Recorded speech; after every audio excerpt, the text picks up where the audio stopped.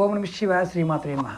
ఈ షార్ట్ వీడియోలో ఎవరికైనా సరే రాజయోగం కలగాలి, అద్భుతంగా ధనం రావాలి, ఈ కలికాలంలో కష్టాల నుంచి బయటపడాలి అంటే కొన్ని పువ్వులు, శక్తివంతమైన పువ్వులు ఉన్నాయి.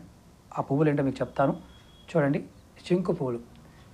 వీటిని అపరాజిత అంటారు. తెలుపు ఉంటుంది, ఎరుపు ఉంటాయి, రకరకాలు ఉంటాయి. ఈ పువ్వులతో ఈ ఉపాయం చేయాలి. ఎవరైనా సరే ఈ సమయంలో పంచముఖ ఆంజనేయ స్వామిని కానీ, కాళికాదేవిని కానీ, బగలాముఖిని కానీ, భైరవుని కానీ ఆరాధించేవారు శివుణ్ణి ఈ పువ్వులతో మాలగా చేసి మీరు మాస శివరాత్రి రోజున, అంటే ఏకాదశి వస్తుంది, ఆ రోజున ప్రతి ఏకాదశి నాడైనా ఒక్కసారైనా ఈ పువ్వులతో మాలగా చేసి శివుడికి వేయండి. గంగాజలం సమర్పించి గంగాజలంతో పాటు చేయండి. ఖచ్చితంగా పని అవుతుంది. కానీ ఆ సమయంలో పొరపాటును కూడా తాగమాకండి. తాగితే మాత్రం ఫలితం ఉండదు. ఖచ్చితంగా మీకు రాజయోగం కలుగుతుంది. ప్రయత్నం చేయండి.